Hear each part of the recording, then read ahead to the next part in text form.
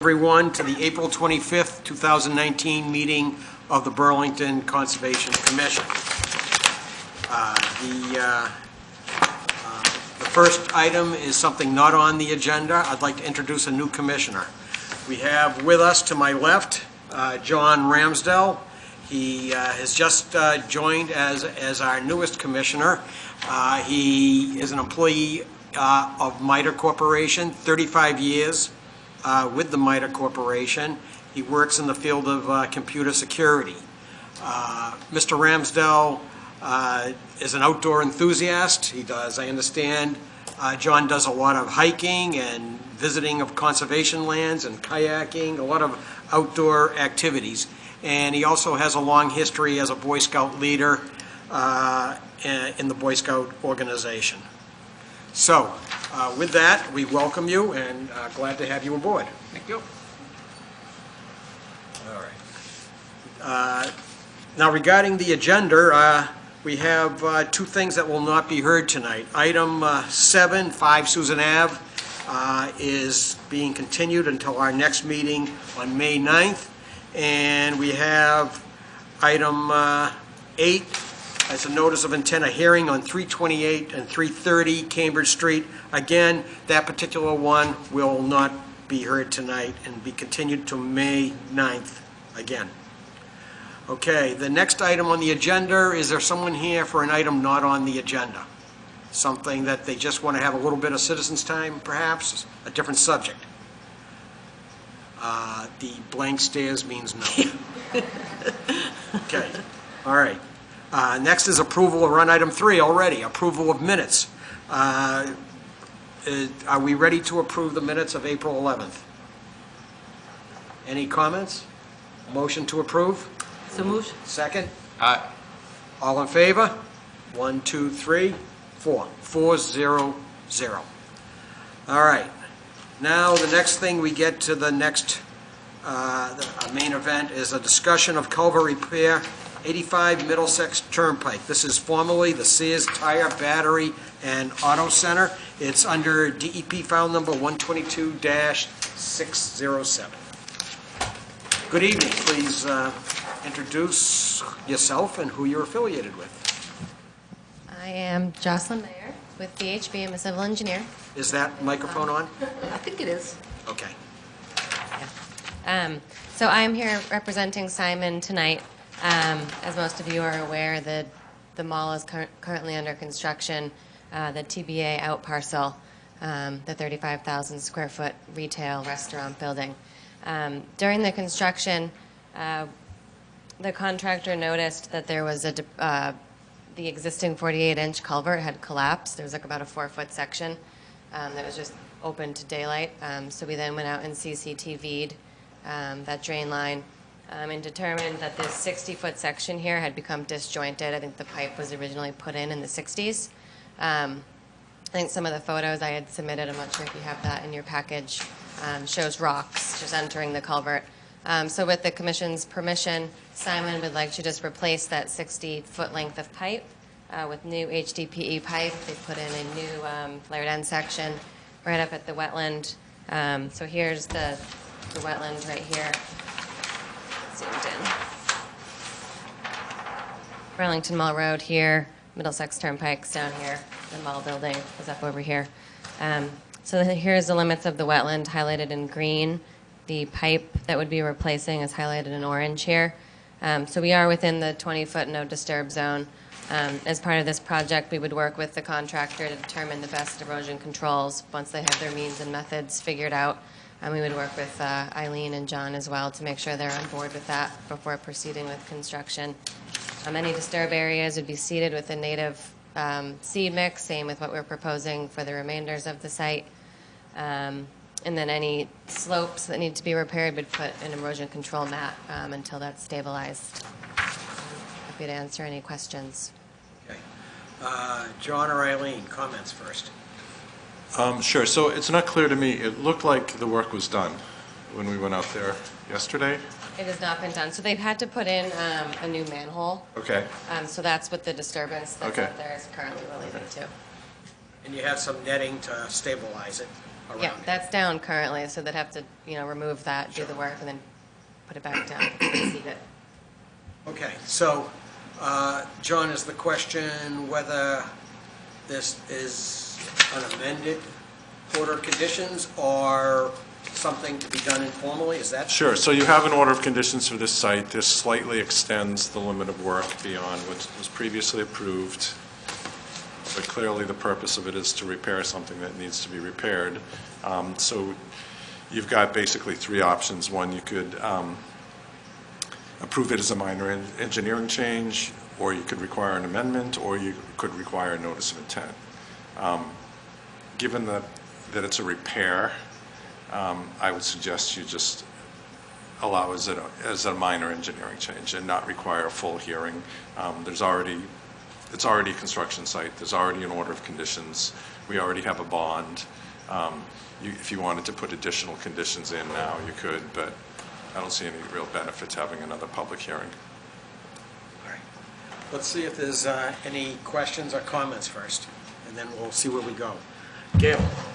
So I guess, our people that saw it, are there any additional kind of, not just erosion controls, but any limits you want to put in terms of, machinery or access to it, or is it easy to access right from the site so that they're not limiting the any kind of damage to the wetlands?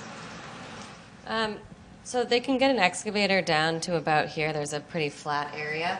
And then they'd be able to dig this piece out and pull the pipe out. And then they'd probably sit up here with the excavator to drop the pipe down. So it'll be outside the wetland while they're doing that? Yeah, there would be no work in the wetland, period, yeah. John, anything? Pass. That's fine. Anything, Ed? Nothing to add. Two questions. Are you saying there'll be no heavy machinery close to the wetlands? It'll be close to the wetlands, depends what you consider close, but we'd be within between the 20 and 50-foot no disturb zones. All right, but nothing is in the wetlands? Nothing in the wetland, correct. John, is that correct to say this is closer work than what we've had before to the wetlands? Yes. So is the bond sufficient for that circumstance? Or should you take a look at it now? I don't have the bond. It's a substantial bond, though. It's 15? Does that sound right? sounds low, actually. Oh, you think it was higher?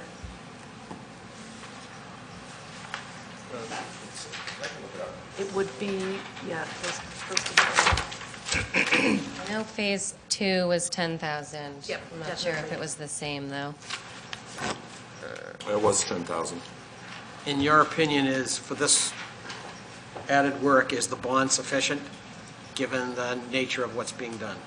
Right, well, I mean, given the treatment that they did for the manhole, the stabilization was really good, as you saw yesterday. I mean, they did a really Yeah, good it job. didn't look like there was any problems. Right, so I think it's sufficient. All right, that answers that question. All right. Is there anyone in the audience for this, has a comment on this? This is the old Sears Tire and Auto, a little bit of work just beyond the scope due to an unexpected condition. All right, so in that case, let's try this. I'll entertain a motion for the commission to say that the work is approved under the existing order of conditions as an informal minor engineering change. So moved. Second? Second. All in favor? Okay, that's 400. Now, the other thing is, do we have an agreement that there will be some collaboration on the erosion controls before the work begins? Typically, in other words, do we have an understanding between the engineering folks and the office that they will call, and you guys will go out and say, yeah, this looks good, or this is where it should be? So our plan is to have the contractor first submit, a detail or written plan as to what he plans to do, he or she plans to do. We would then submit that to John, see, are we on board, and then we would go out and look at it before they start construction, once they install that erosion control. Perfect. And the existing conditions would cover this. Pardon? The existing conditions would cover this with the amendment. Right. All right, so then if I understood everything that's been said, I think we're done. Does that sound reasonable? It does. All right, good luck with it. Thanks very much for coming in. Okay. Let's see. Next, we're already on item 5. We have notices given that the commission will hold a public meeting, during which time a request for determination of applicability is filed by Corinne Donato. The commission will be taking information related to the proposed installation of an in-ground swimming pool within a 100-foot buffer zone to bordering vegetative wetlands. The work would be located at 15 Marjorie Road, and the commission will thereafter issue a determination. The applications are being heard under the State Wetlands Protection Act and Burlington Bylaw Article 14, and the materials available in the Conservation Office for public review. Well, good evening. Good evening. All right, we missed you at the site yesterday. We were out. Yes, I Okay, have. we think we saw maybe your mother or something Yeah. like that, yes. And the 25-pound cat. Yeah, that's him. Yeah, I went home and told my wife, we're cat people. I said, I just saw a mountain lion. All right. So the way this works is, if you're not familiar, which may be the case, you get to introduce yourselves and say, if you live at the address, you say where you live. And then you say as much or as little as you want about what you would like to do, and then we'll start a discussion from there. Corinne Donato, and we're looking to put in an in-ground pool in the back of our yard. Basically, because of the wetlands, we decided to move it up behind the garage. There's a garage and a shed, which is in the picture there. This is the manager of Surfside Pools. He's here to also answer any questions that Sure, actually how it might be done or sure. what is. Okay, all right. Very good, good to see you both. So we're at the site. John or Eileen, would you like to offer us some comments on what your opinion is? Okay, we did see some stakes in the lawn, which presumably are not the current location of the proposed pool, Right. because those were further back. And it's, at this point, it's really difficult to determine where the wetlands are. And there's clearly standing water in the ditch or trench, the linear water feature in the back. However, the lawn was totally saturated, and there were very shallow roots on the trees, which is one indicator of a wetland. So it's possible that the lawn itself, portion of the lawn, is a wetland. So if you looked at the soils, you may find wetland soils there. So I'm not really sure how far the pool would be from the wetland, because I don't know precisely where the edge of the wetland is. Right. Now, one possibility is to have the applicant have the wetlands flagged to determine whether or not the pool is outside would be outside your no-build and therefore not require a waiver.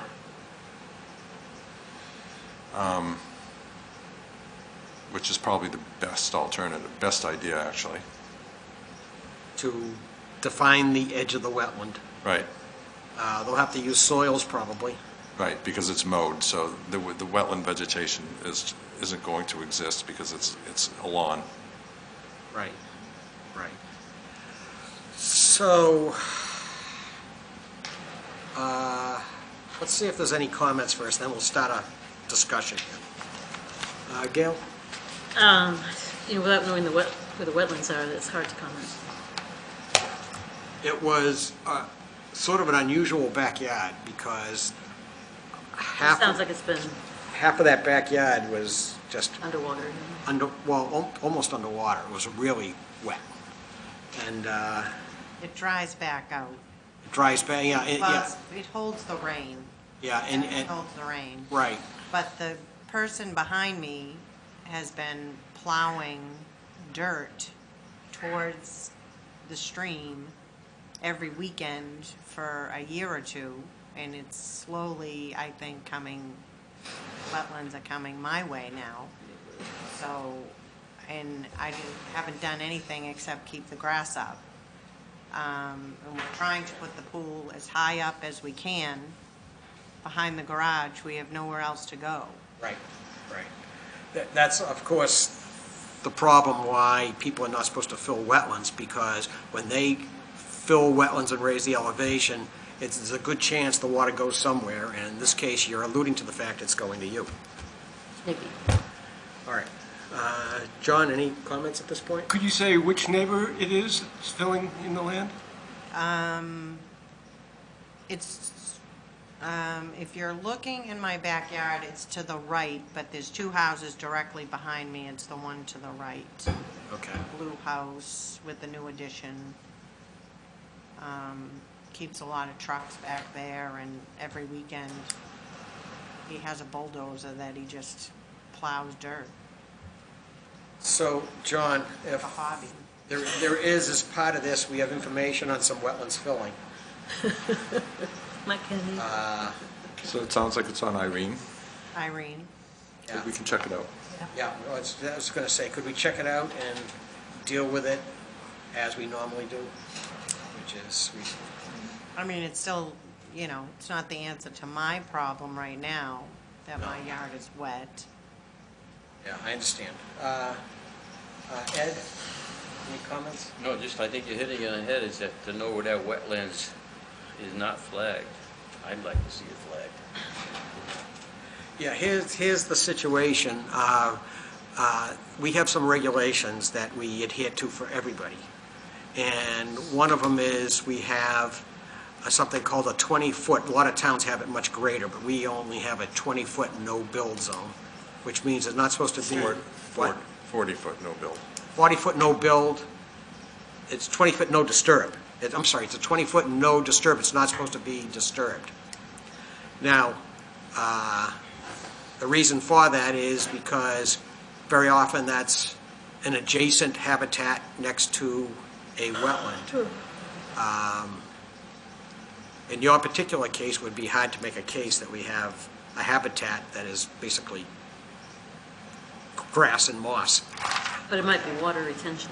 Yeah, yeah. So, there are some things that have to be looked at, and the discussion would be that if you are within the 20-foot no disturb zone, it would require us to issue a waiver and say why we're issuing the waiver. We can talk more about that, but right now we can't even talk about it to meet the regulations because we don't know where the edge is of the wetland. Okay, and so given that the plants, there's no real plants to identify that, which is often the case, they can look at soils, and if the water is there a large fraction of the year, then you might have indications of soil being typical of wetlands. If not, it might not be, and it might be, the line might be further back. It may not be an issue. So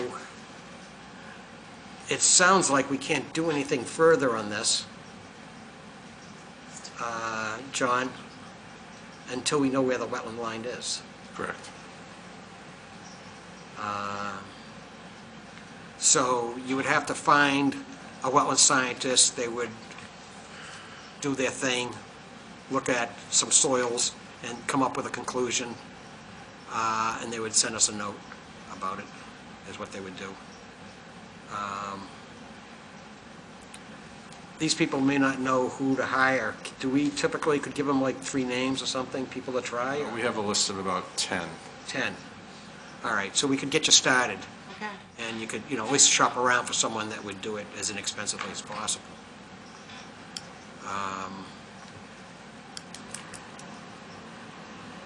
I'm not sure. Water easement doesn't overflow or anything. No, that's water. groundwater. It's just the It's groundwater. groundwater. Yeah, yeah, yeah. So, normally there'd be some routine questions about how the pool would be constructed. I assume this is going to be, you're proposing an in-ground pool? Yes. And And then usually we'd make some comments about where the backwash is discharged to, stuff like that. Yeah, in this case, we'd be going with a cartridge filter. So Oh, okay. we'd be backwashing. We can take measures such as not pumping the pool down when we close it. Right, right. So we're not discharging a lot of water. So there are measures that we can take to. Yeah, we'd sort that out Yeah, exactly. afterwards, but right now, we need to get past the regulatory portion of it, and we can't do that unless we know where someone tells us the line is. Okay, so I would suggest you do a little bit of calling and see what you can do, and then we can move forward from there. Okay. Let me see, is there anyone in the audience for this? This is at 15 Marjorie? No. Are you? I am for. You're for Marjorie? No, at 15 Marjorie Road, I fully said for it. You're for it? For having the pool. You're for having the... He lives there. Oh, you live there? Oh, so you are in full agreement. You would like to see a pool? I want to see the pool. Just one question. Well, that's what I thought you were asking, sorry. The stakes that are in the ground that we see there, Those is are that the right. edge of the pool or is that like patio where that edge is? No, that was just us, like, trying to figure out where we could put it and what we were gonna do. We had like 3 or 4 spots, and that was the lowest spot. And then, I had spoken, with her, and, we moved it back up and rewrote, Okay. but I didn't move this. They're not really I defined. didn't go back out. Distance. I just know where it's gonna be behind the Gotcha. garage. Yeah. So if it's back behind the garage, it's hopefully not in the wetland. It's just how far away from the wetland it is. That's,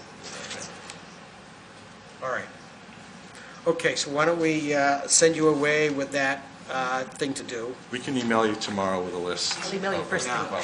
Yeah, and hopefully you'll get that resolved quickly and we can move forward on it. Okay, All right? So we'll just continue this. Yeah.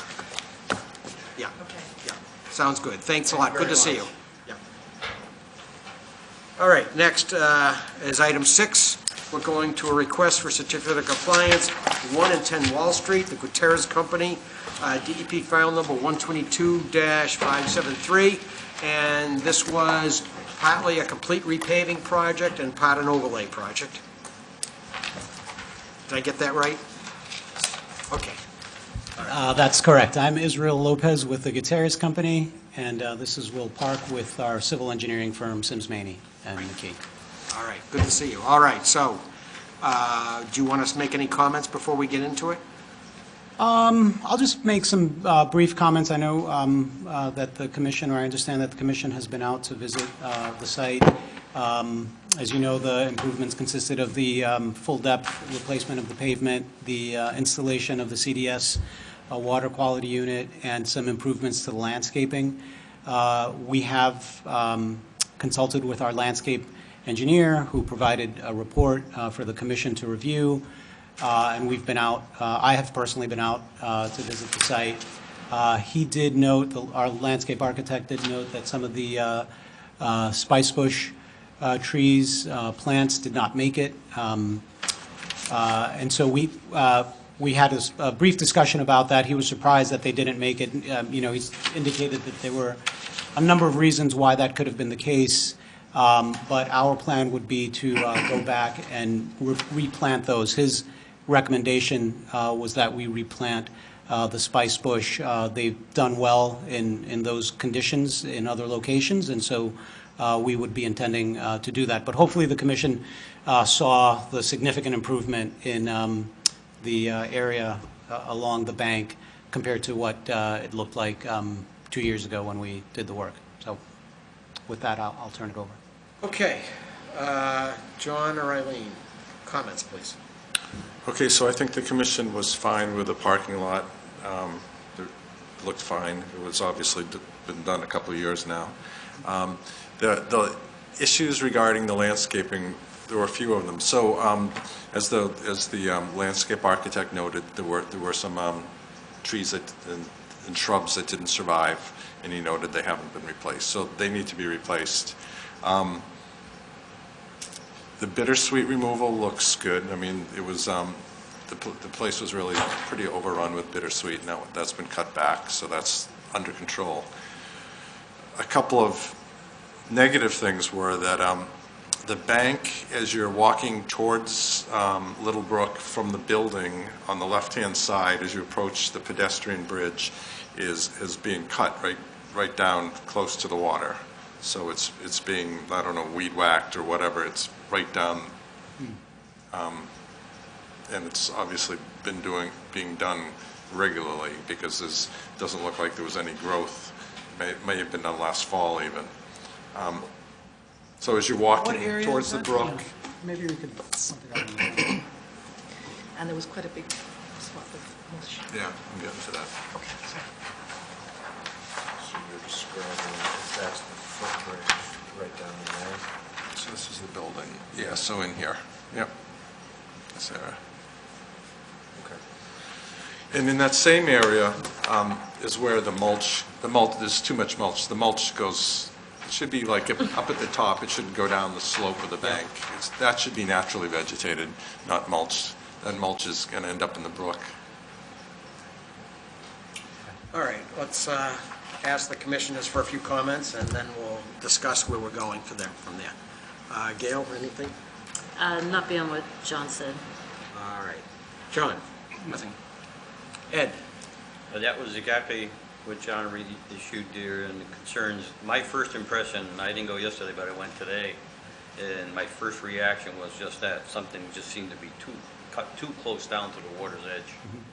And like something's got to be allowed to grow along that banking. Yep. That was probably the first and only thing I really had the biggest concern over.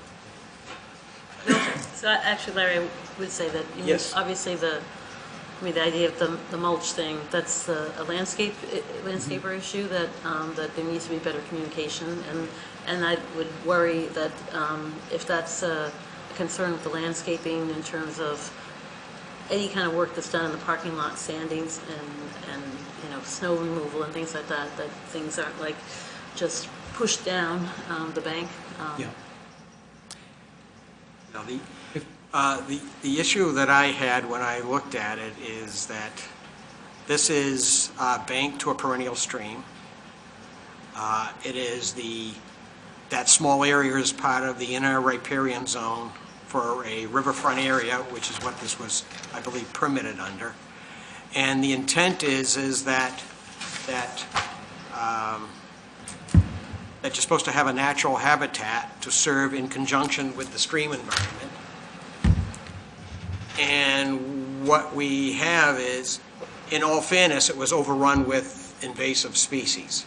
So you clear the invasive species, it may not be entirely, it's not looking entirely what we envisioned.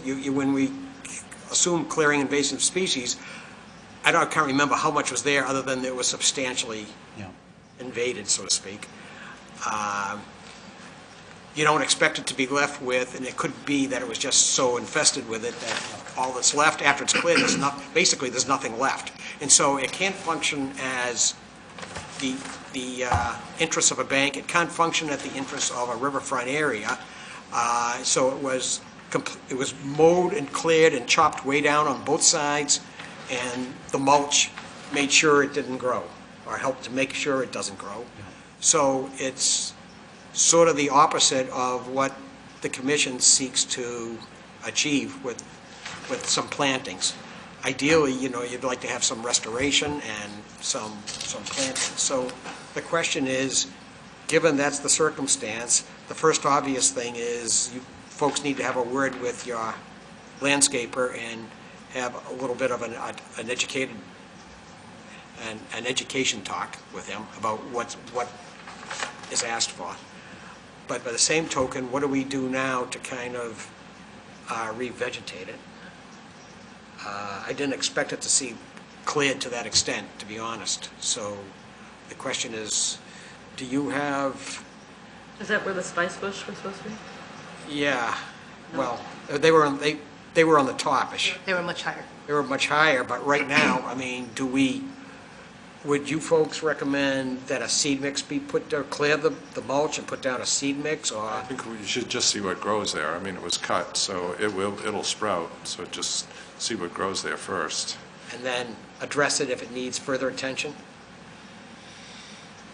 Okay, so, But replace the things that died. I mean, the landscape architect Does had the already mulch called need that to be out. pulled? Yeah, the mulch should be pulled up to the top of the slope.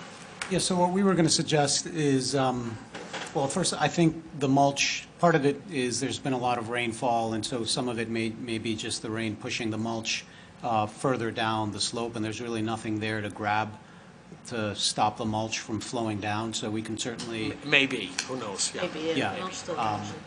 we can put some edging in to hold the mulch line, to create some kind of barrier so that the mulch doesn't get down, and then bring that up further away from the stream, and maybe if a member of the commission wants to go out, or Mr. Keeley wants to go out and help us delineate that, we can certainly come up with, you know, a delineation.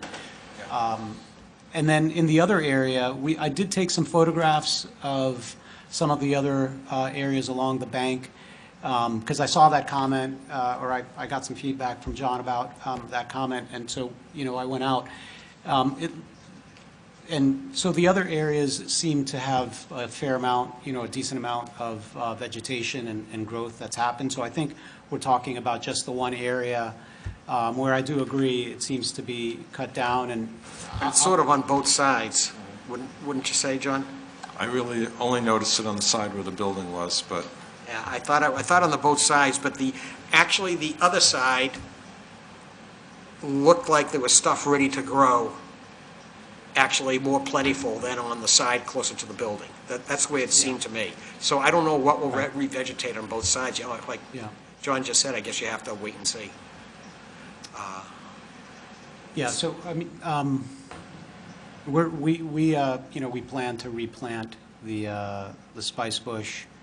I don't know whether the condition was that, you know, nothing's going to grow back because everything, you know, everything was so invasive before that, you know, that, Something will come up. yeah. All right, so you've asked for a certificate of compliance, and I assume there was a bond. Is it your recommendation, John, that we would hold off until the planting is done and then take a look at it, or are you suggesting we do the certificate and so hold the bond? I would recommend the certificate of compliance. The project was really for the parking lot reconstruction and the installation of the stormwater. This was sort of added on at the end. It wasn't really the major part of the filing, so I'd hold maybe some of the bond, a percentage of it, but issue the certificate of compliance, because the project is really essentially done. It's just some landscaping that needs to be taken care of. All right, so that approach, how does the commission feel about that approach? It's fine. Okay.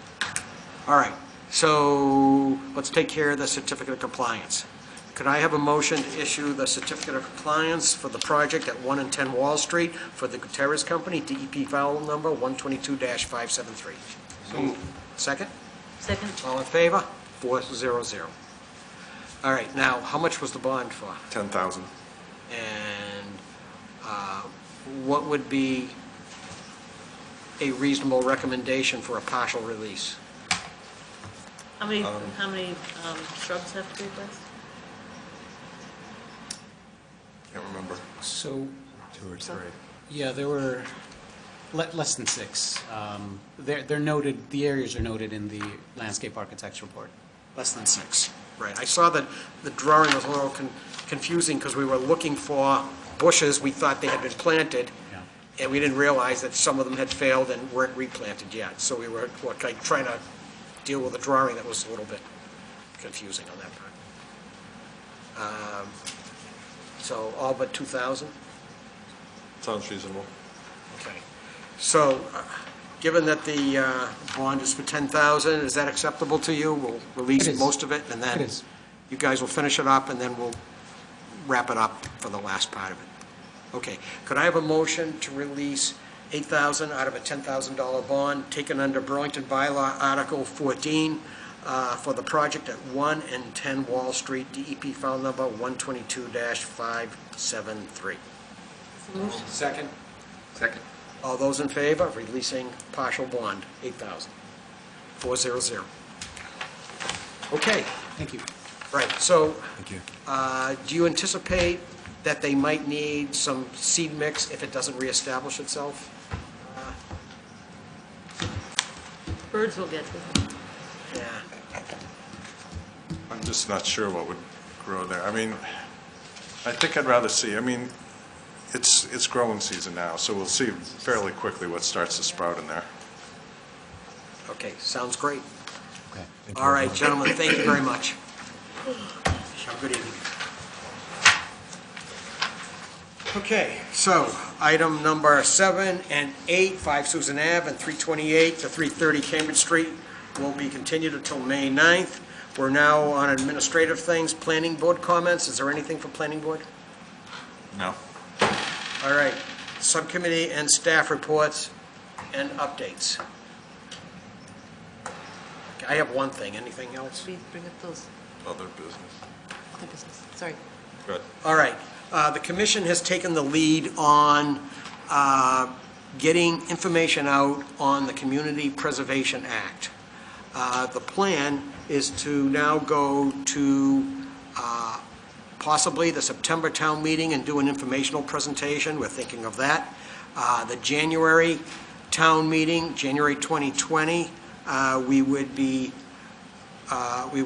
warrant article will be proposed, and then the question would be put on the local election ballot in April 2020. Those are the key dates. The commission has taken it as far as they can, providing information on what the Community Preservation Act is all about. A citizens committee is now forming. We have the Citizens Committee will be the folks that are going to advocate for passage of a ballot question in April of 2020. John Sachs, a town meeting member, has agreed to chair this Citizens Ballot Question Committee. And Monty Pearson, who's also a town meeting member, has agreed to be the treasurer of this Citizens Committee. If anybody in our community is interested in helping to advocate for the passage of a ballot question for implementing the Community Preservation Act for the town of Burlington, they should get in touch with either John Sachs or Monty Pearson. If you need contact information, we can provide that to you. Call the office, and we can provide that to you. Any questions on the commission on that? Oh, I don't know. And there's a group of about 12 folks who have agreed to advocate for the passage of that issue. All right, so upcoming meetings, the next meeting is May 9th, and the following meeting is May 23rd. If you can't attend, you let the office know if there's a conflict. Other business. So we have a couple things.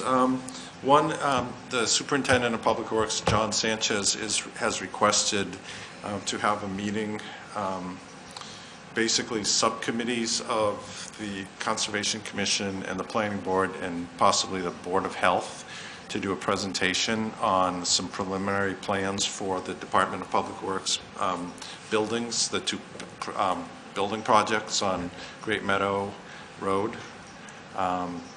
So he's looking for a subcommittee from Conservation to attend this meeting, which is tentatively scheduled for May 7th at 11 a.m.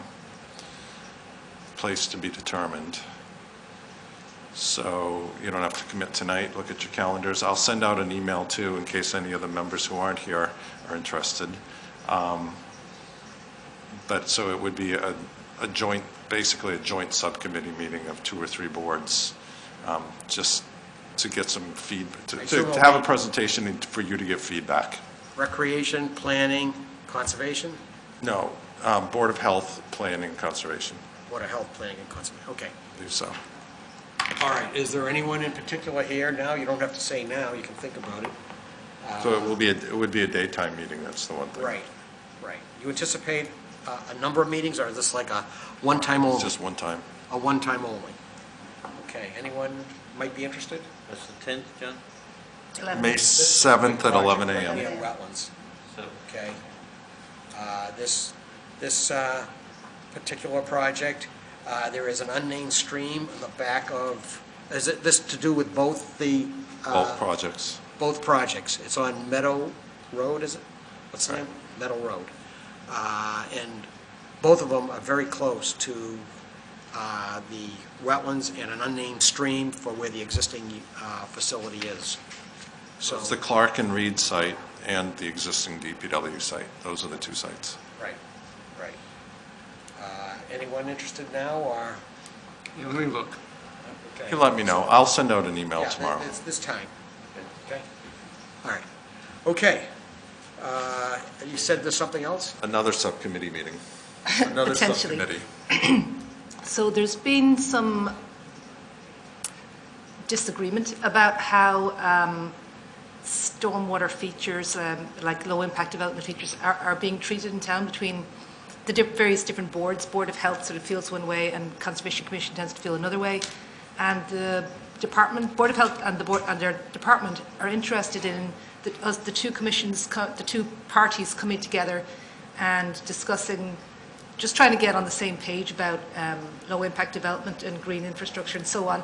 So I've actually reached out to Fred Sivian, who's the stormwater coordinator for DEP, and he's Yes. willing to come and talk to us all.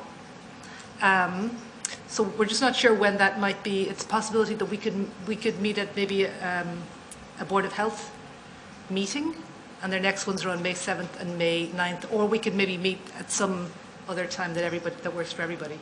But this, again, could be another sort of subcommittee thing, so you wouldn't all Well, have to the be. subcommittee, it wouldn't be during their meeting. It doesn't have to be a subcommittee. It's just basically to get the two boards together. It's just possibilities, ideas. Yeah. Okay?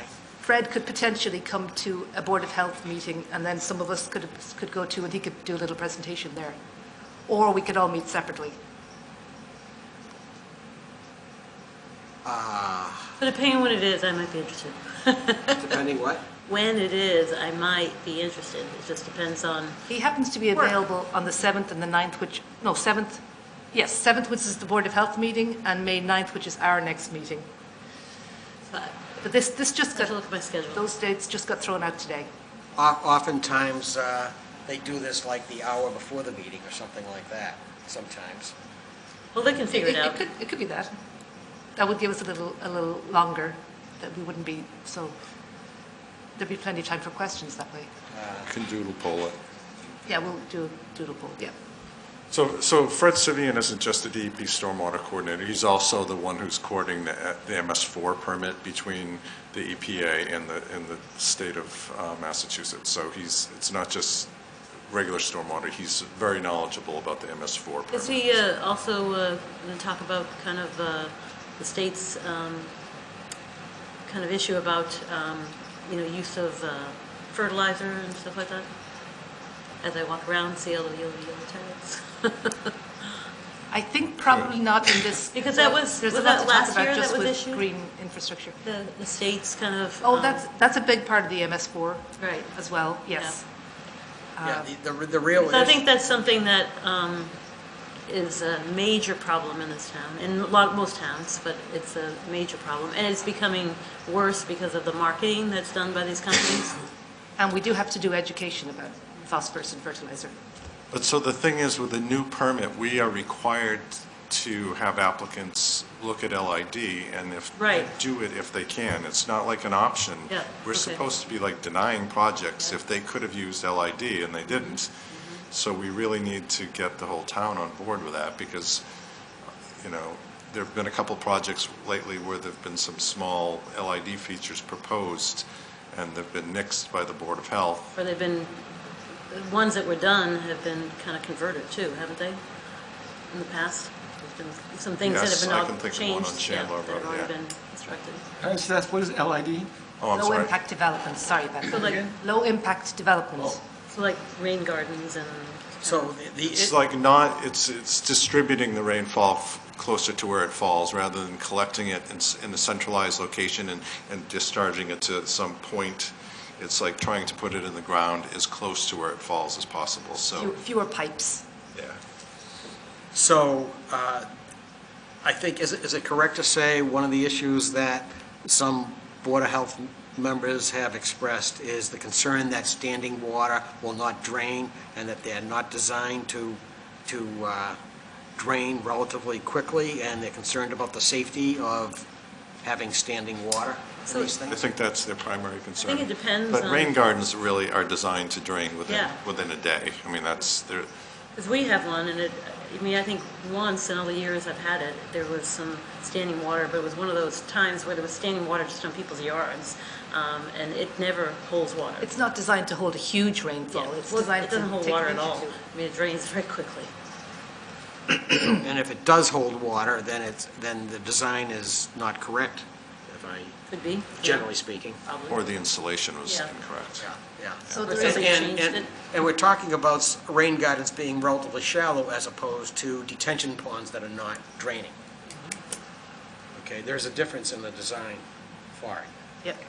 So the town does need to be on the same page. I think it would be good to sort of, Plus, there's a who's possibility. arranging for this speaker? Are you? Well, I've been in touch with them. There's a possibility that the bylaws, some of our bylaws may have to be tweaked Right. And I because of think the MS4. you need to advise this person of what the concerns are, what people's concerns are. I'm sure he's seen it at other I towns. think he has. He talks to a lot of, it's his job, he talks to a lot of towns and Yeah, boards. I would think, rather than a regular meeting where they're trying to move it along, is to have a defined hour to deal with this as perhaps a subcommittee, if you will. So you would potentially be available to just do it on a different night, like on a Wednesday, not at one of the board meetings? Or an hour before one of the board meetings. If it could be done in an hour. I mean, Right. then you're sort of pressured because there's another meeting afterwards and you feel like you need to wrap up, you know? Yeah, well, I don't know how much more than an hour you need. That's a good thing. But if you can schedule a separate meeting and everybody can agree on a date, we can do that in the evening. Why don't we go with that approach if you think we might need an extended discussion? All right. We'll propose something. If you could propose a couple of dates possibly for it? Yep. That would be helpful. Okay, anything else? All right, I'd entertain a motion to adjourn the meeting. So moved. Second? Second. Anyone in favor? 400. All right, good evening. How's school? There. There. Are you getting ready for the AP exams? I'm doing lots of things.